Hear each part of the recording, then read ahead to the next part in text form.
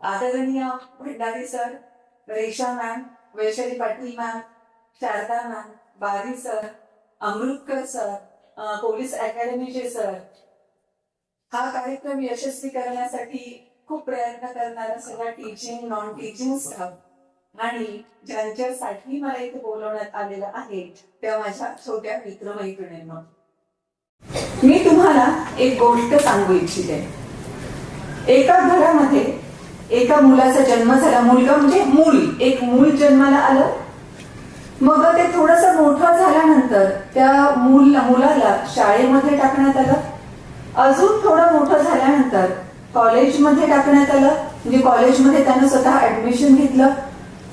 College त्याचं संपल्यानंतर मग आता समाजाचंही प्रेशर आणि कुटुंबाचंही प्रत्यक्ष अप्रत्यक्ष प्रेशर सुरू होतं की आतापर्यंत आम्ही तुला खाऊ पिऊ घालत होतो, आम्ही तुझी सगळी व्यवस्था बघत होतो, आता तुझी जबाबदारी आहे स्वतः अर्थार्जन सुरू करण्याची, त्यामुळे तू आता काहीतरी त्यासाठी बघितलं पाहिजेस. यानं 10-12 ठिकाणी ऍप्लिकेशन फॉर्म्स दिले. अशाच ठिकाणी वेतन आले. त्याचं लग्न झालं. मग त्याला मूल झालं. मग त्यानंही आपल्या बाबतीत जसं झालं होतं, समाजाचं ज्या पद्धतीनं वहिवाट रीत चालत असते त्या पद्धतीनं आपल्या मुलाला शाळेत घातलं. नंतर त्या मुलानं कॉलेजमध्ये ऍडमिशन घेतलं. नंतर त्या मुलाचं लग्न करण्यात आलं. नंतर त्या मुलालाही मूल झालं. आणि हा आपला ओरिजिनल जो कथानायक होता तो आता आजोबा झाला होता. तो नातवंडांना खेळवत होता आणि एक दिवशी देवाचं बोलवणं आलं आणि तो वर निघून गेला. संपली गोष्ट. नाही आवडली फारशी? ओके, अगदी मागेपर्यंत मी अंदाज करू शकते की कुणालाच नाही आवडली ही गोष्ट फारशी. ठीक आहे, मी आता तुम्हाला अमेरिकेतल्या एका मुलाची गोष्ट सांगते. हा अमेरिकेतला मुलगा आणि अगदी लहानपणापासून जन्माला जसा आला तसाच तो हृदयाचा एक कोणता तरी आजार घेऊन जन्माला आला. त्याला अस्थमा अगदी लहानपणापासून होता. वेगवेगळ्या प्रकारच्या अलर्जीज त्याला होत्या. आणि या सहित त्याचं बालपण सुरू असताना आई वडील त्याच्यावर फार प्रेम करत होते का? असंही अजिबात नाही. त्याचे वडील उलट इतके मारकुटे होते की घरामध्ये जेव्हा तो असे तेव्हा एकतर वडिलांचा ओरडा खाणं किंवा वडिलांचा मार खाणं एवढंच त्याच्या नशिबामध्ये होतं. इतकंच कशाला, त्याचे वडील सतत ते या मुलाच्या आईला मारायचे आणि हा छोटासा मुलगा सरळ बघायचा की आपल्या आईला कसा त्रास दिला जातो. अवघ्या 5 वर्षांचा असताना एक प्रसंग तर असा घडला की नेहमीप्रमाणे वडिलांनी तिच्या नाकावर इतके तोंडावर इतका जोरात मुक्का मारला की कितीतरी पायऱ्या घरंगळून ती खाली पडली. खाली पडल्यानंतर अक्षरशः ती बेशुद्ध झालेली होती. पण वडिलांनी तिच्या केसांना पकडून दूर खोलीमध्ये ओढून नेलं आणि ती बेशुद्ध असतानाही तिला खूप मारझोड केली. आणि हा मुलगा, छोटासा 5 वर्षांचा मुलगा, लक्षात घ्या, हा मुलगा आईला असं वडील मारतात म्हटल्यावर त्याला कमरेचा बेल्ट काढला आणि त्या बेल्टने त्याला झोडून काढलं. आणि असं बरेचदा व्हायचं.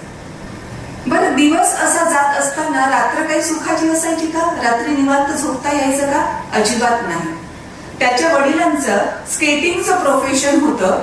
आपण ज्याला ग्राउंड म्हणतो ना तसं स्केटिंग रिंक म्हटलं जातं. RINK, स्केटिंग रिंक त्यांचं होतं जिथे भरपूर सारे लोक स्केटिंगसाठी यायचे. आणि ते ग्राउंड फ्लोरिंग त्याचं जे होतं ते लाकडी फ्लोरिंग होतं. आणि रात्रभर या मुलाला अगदी लहान मिनिमम कशी तरी त्याची झोप 3-4 तासांची झालेली आणि त्या झोपेसहित, तेवढ्या कमी झोपेसहित तो जेव्हा शाळेमध्ये जायचा तेव्हा नॅचरली शाळेमध्ये अभ्यासाकडे त्याचं लक्ष असायचं नाही. शाळेमध्ये त्याला झोप यायला लागायची. आणि ते सगळं त्याचं पाहून बाकीच्यांना देणं घेणं नसतं तुमच्या पर्सनल लाईफ मध्ये काय चाललंय त्याबद्दल.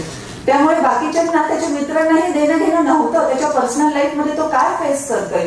उलट तो ह्या मित्रांसाठी चेष्टेचा विषय ठरलेला होता आणि सगळेजण त्याची चेष्टा करायचे. या सगळ्यांचा एकत्रित परिणाम म्हणून हा छोटासा मुलगा आता त्याच्यावर होता.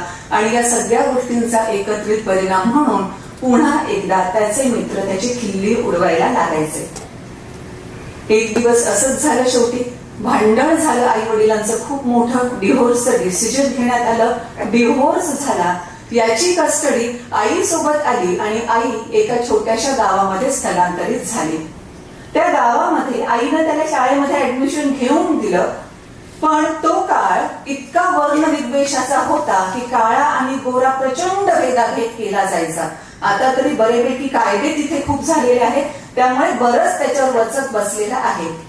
आणि हा त्यामध्ये काळा मुलगा, आणि त्या काळामध्ये काळे माणसं म्हणजे हे डेफिनेटली दहशतवादीच असतात असं गोरे लोक समजायचे. जेव्हा हा काळा मुलगा त्या शाळेमध्ये गेला तेव्हा बाकीचे गोरे मुलं सुद्धा दहशतवादी मुलगा, दहशतवाद्यांचा मुलगा असं म्हणून त्याला ट्रीट करायचे. भरपूर तिथेही त्याला मारझोड व्हायची. आणि एक दिवस तर असा आला की एका गोऱ्या मुलानं त्याला इतकं मारलं आणि शेवटी कपाळावर अक्षरशः रिव्हॉल्वर ठेवलं. जेव्हा रिव्हॉल्वर कपाळावर ठेवलं, कोणत्याही क्षणी आपला जीव जाणार हे त्याला जाणवलं. कसा कसा जीव वाचला त्याचा त्या दिवशी, पण त्याच क्षणी तो अंतर्बाह्य हादरून गेला. कुठेतरी त्याला प्रश्न पडायला लागला की हे सगळं माझ्याच बाबतीत का? वेगवेगळे आजार, हृदयाबद्दलचा आजार जन्मतः माझ्याच बाबतीत, वडिलांचा मार माझ्याच बाबतीत, ह्या गोऱ्यांचा सगळ्यांचा त्रास माझ्या बाबतीत, आणि कुणीतरी एक जण डायरेक्ट रिव्हॉल्वर माझ्या कपाळाला लावून मला मारून टाकण्याचा प्रयत्न करतोय, हे असं माझ्याच बाबतीत का? आणि हा विचार करतानाच आता त्यानं ठरवलं. आता मात्र त्याने अतिशय ढिल्ले ढल्ले चित्र विचित्र कपडे घालायला सुरुवात केली. हेअरस्टाईल त्याची छपरी किंवा आवारा किंवा मोकार मुलांची जे म्हणतात तशी ती छपरी हेअरस्टाईल करायला सुरुवात केली. सेकंड हँड गाडी त्याच्याकडे होती. त्या गाडीवर एवढा मोठा स्पीकर लावला की सगळ्यांना त्या आवाजामुळे इरिटेशन होईल, आणि अतिशय रफ ड्रायव्हिंग त्यानं सुरू केले. हे सगळं कमी की काय म्हणून त्यानं चरस, गांजा, अफू, ड्रग्ज हे सगळं सुद्धा घ्यायला सुरुवात केली. याच सगळ्या परिस्थितीमध्ये वय तर त्याचं वाढत होतं, आणि आता तो झाला होता 24 वर्षांचा. त्याचं वय होतं 24 वर्ष, वजन होतं 135 किलोग्राम. 24 वर्ष मुलाचं 135 किलो म्हणजे केवढा अगडबंब देह त्याचा दिसत असणार आहे. आणि त्याची नोकरी होती वेगवेगळ्या रेस्टॉरंट्स मध्ये जायचं आणि तिथे जी झुरळ असतात ते झुरळ मारायचे. या सगळ्या आयुष्यामध्ये काहीच राम नव्हता असं आपण म्हणतो. आणि जेव्हा तो सगळं नोकरी वगैरे संपून घरी यायचा, कधीतरी आरशामध्ये बघायचा की काहीही होऊ शकणार नाही, तू असाच असणार आहेस, असाच जाणार आहेस.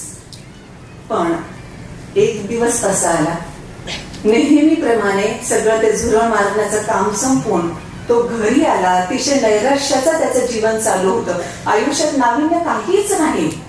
पण जेव्हा तो त्या दिवशी घरी आला, त्यानं टीव्ही ऑन केला आणि टीव्हीवर एक डॉक्युमेंटरी चालू होती. ती डॉक्युमेंटरी होती नेव्ही सीलची.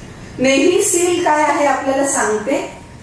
सगळ्यात चांगली मिलिटरी कुणाची आहे म्हटलं जातं तर ती अमेरिकेची आहे. आणि अमेरिकेतल्या मिलिटरीमध्ये तिन्ही पण आलं, एअरफोर्स आलं, नेव्ही आलं आणि आर्मी पण आलं. या तीनही कॅटेगरीमध्ये सगळ्यात जास्त खरं तर ट्रेनिंग ज्यांना दिलं जातं ते असतात नेव्ही सील. आणि नेव्ही सील हे अमेरिकन मिलिटरीचं असं युनिट आहे की कितीही मोठा प्रॉब्लेम, कितीही अवघडातला अवघड प्रॉब्लेम एअरफोर्स मधला असू देत, जमिनीवरचा असू देत, पाण्यामधला असू देत, हे नेव्ही सील तिथे जाऊन तो प्रॉब्लेम सॉल्व्ह करायचे. अशा पद्धतीने हे ते मिलिटरीचं युनिट होतं. आणि नेव्ही सील काय काय करतं, त्यांचं ट्रेनिंग कशा पद्धतीनं चालतं, ही सगळी डॉक्युमेंटरी त्यानं बघितलं. आणि कुठेतरी आशेचा किरण त्याच्या मनात जागा झाला. पुन्हा एकदा त्यानं आरशात बघितलं आणि त्याला वाटलं की येस, आता माझ्यात बदल होऊ शकतो आणि मी डेफिनेटली काहीतरी करू शकतो. म्हणून तो रिक्रुटमेंट जिथे केलं जायचं नेव्ही सील्स लोकांचं, तिथे त्या रिक्रुटमेंट ऑफिस मध्ये गेला आणि मला नेव्ही सील बनायचं आहे म्हणून सांगितलं. जेव्हा त्याने हे वाक्य उच्चारलं, रिक्रुटमेंट करणारे सगळे अधिकारी तिथले जोर जोरात हसलो आणि त्यानं लगेच स्वतःची ठामपणानं ठरवलं की मला आता माझ्या लाईफ मध्ये चेंज करायचा आहे. जो अत्यंत आळशी होता तो आता सकाळी 5 वाजता बरोबर उठायला त्यानं सुरुवात केली. वाईट सवयी ज्या सगळ्या लागल्या होत्या त्या वाईट सवयींपासून मला दूर जायचंय त्यानं एका क्षणी ठरवलं आणि तो इमिजिएटली दूर गेला. व्यसनांपासून दूर जाणं किती अवघड असतं, दारू पिण्याचंही व्यसन सोडवणं किती अवघड असतं, आपल्या सगळ्यांना माहित असेलच. पण यानं ठरवलं की मला आता कोणतंही व्यसन करायचं नाहीये, मला एक टर्निंग पॉइंट मिळतोय, मला तिथे जायचं आहे. आणि व्यसनांपासून त्यानं पूर्णतः फारकत घेतली. दररोज जिम मध्ये 2 तास तो वर्कआउट करू लागला आणि 2 तास वर्कआउट केल्यानंतरही तो मैलोन मैल पळायला लागला. आणि खरंच 3 महिन्यांनंतर जेव्हा तो ह्या रिक्रुटमेंट अधिकाऱ्यांच्या समोर आला होता तेव्हा त्यानं 50 किलो कमी केलेला होता. 135 चा डेव्हिड आता 85 किलोवर आलेला होता. आणि अर्थातच मग त्याला नेव्ही सीलच्या प्रोसेस मध्ये घेण्यात आलं. त्याची ट्रेनिंग सुरू करण्यात आली. पण सुरुवातीला जे मेडिकल चेकअप झालं त्या मेडिकल चेकअप मध्ये तो हार्टचा प्रॉब्लेम पुन्हा एकदा दिसला आणि डॉक्टरांनी असं सांगितलं की या नेव्ही सील साठीचं जे वर्कआउट जे ट्रेनिंग आहे ते तर हा सहन करू शकणारच नाही, याचं शरीर सहन करू शकणारच नाही. पण साधा जरी हा वर्कआउट करता नेव्ही सील अर्थातच बनणार नाहीच. आणि त्यानं तेही चॅलेंज स्वीकारलं आणि मला करायचं आहे म्हणून ठरवलं. आणि नेव्ही सील होण्याचा त्याचा सगळा प्रवास चालू झाला. एक दिवस तोही आला जेव्हा हा नेव्ही सील झाला सुद्धा. आणि याच्या अचिव्हमेंट सांगू आता काय काय आहेत. याच्या एवढ्या जबरदस्त अचिव्हमेंट्स आहेत. 24 तासामध्ये 4030 पुलअप्स करण्याचा जागतिक विक्रम याच्या नावावर आहे, जो अतिशय आळशी मनुष्य होता. 4030 पुलअप्स 24 तासात करणारा हा जागतिक विक्रमवीर आहे. त्यासोबतच अमेरिकन मिलिटरी मधलं एअरफोर्स, नेव्ही आणि आर्मी या तिन्ही ट्रेनिंग मधल्या हा एकमेव नेव्ही सील आहे ज्यानं 3 हेल वीक कंप्लीट केले एका वर्षामध्ये. म्हणजे 3 तर कुणीच केलेले नाहीये, यानं 3 केलेही आणि ते एका वर्षात केले. हेल वीक काय आहे हे तुम्हाला मी सांगितलंच पाहिजे. हेलचा अर्थ नरक, आपल्याला माहित आहे. हा सुद्धा हेल वीक हा नरकापेक्षा अजिबात कमी नाही, किंबहुना जरा सरसच असं आपल्याला म्हणावं लागेल. सलग 130 तास, 130 तास म्हणजे 5 दिवस आणि 10 तास. सलग 130 तास या आठवड्यामध्ये ट्रेनिंग चालतं या हेल्विक मध्ये. या 130 तासामध्ये सगळी मिळून झोप दिली जाते फक्त 4 तासांची. बाकी सगळे 4 तास वगळता 126 तास कंटिन्युअस त्याच्या मागे काही ना काही ऍक्टिव्हिटी दिलेली असते आणि काही ना काही त्याला परफॉर्म करावं लागतं. जिथे अक्षरशः गारठून टाकणारं पाणी असतं त्या समुद्राच्या त्या एका ठिकाणी पण त्याला सोडलं जातं जिथे दोन्ही हात समोर घेऊन बांधून टाकलेले आहेत, पाय बांधून टाकलेले आहेत. आणि ह्या अतिशय म्हणजे फ्रीझिंग वॉटर ज्याला आपण म्हणतो ते फ्रीझिंग वॉटरच्या लाटा त्याच्या अंगावरून येत आहेत जात आहेत आणि हा काहीही करू शकत नाही. अक्षरशः तो हेल्वी कंप्लीट करत असताना त्याचे पाय रक्ताळायचे, पावलं रक्ताळायचे, सॉक्स सुद्धा त्याचे पूर्ण रक्ताने माखले जायचे. आणि अशा सगळ्या परिस्थितीमध्ये हे मी अगदी जे तुम्ही ऐकू शकाल एवढंच फक्त सांगितलं.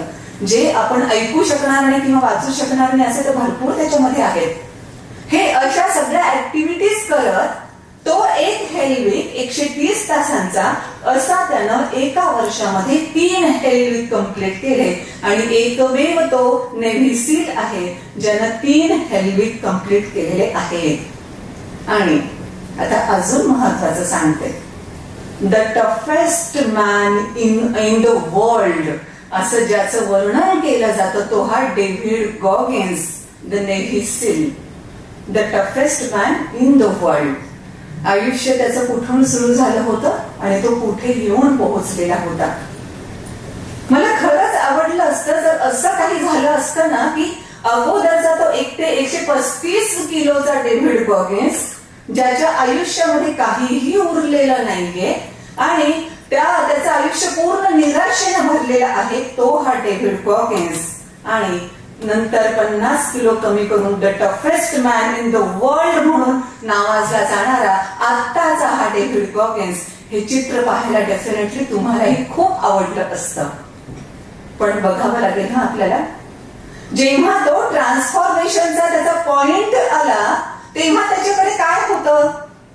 तेव्हा त्याच्याकडे वजन होतं 135 किलो. त्याच्याकडे भरपूर निराशा होती, असंख्य अपमान होते, असंख्य अवहेलना होती. आणि त्याच्याकडे काय नव्हतं? त्याच्यावर प्रेम करणारं कोणीही नव्हतं. त्याची सपोर्टिंग टीम म्हणून काम करणार ऍब्सोल्युटली एकही जण, त्याची आई सुद्धा नव्हती. आणि अशा सगळ्या परिस्थितीमध्ये अनारोग्य त्याचं असताना, इतक्या सगळ्या वाईट गोष्टी असताना सुद्धा त्यानं मला ट्रान्सफॉर्म व्हायचं ठरवलं. आणि त्या क्षणानंतर तो the toughest man in the world पर्यंत येऊन पोहोचला सुद्धा. मी विचार असा करते, जर त्यानं त्या दिवशी डॉक्युमेंटरी पाहिली नसती, त्याच्या सुधारलं.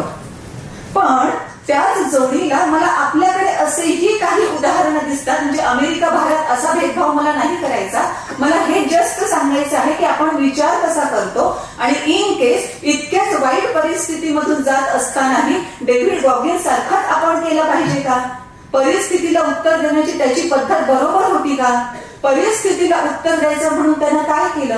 सगळे असे धोरण स्वीकारले जे स्वतःचा घात करणारे आणि समाजासाठी अतिशय विघातक ठरणारे होते. आत्मघातकी आणि समाज या देशातही काही उदाहरणं सांगते. ती एक महिला जी तिच्या आई वडिलांचं काहीतरी 14व 15व लेकरू खायला काहीच भेटेना म्हणून लहानपणी तिचं लग्न लावून देण्यात आलं, जेणेकरून आपल्या घरातले खाण्याचं तोंड कमी होईल आणि ती जर नवऱ्याच्या घरी गेली तर 2-3 घास तिला तिथे खायला तरी मिळतील, म्हणून अगदी लहानपणी तिचं लग्न लावून देण्यात आलं. 3-4 पोरं पदरात असताना, अगदी धाकटं पोरग 1 वर्षाचा असताना नवऱ्याला अगदी साधासा काहीतरी आजार झाला, पण पैसे नव्हते म्हणून दवाखान्यात ऍडमिट करून घेतलं गेलं नाही आणि आपल्या नवऱ्यानं आपल्या डोळ्यासमोर जीव सोडला.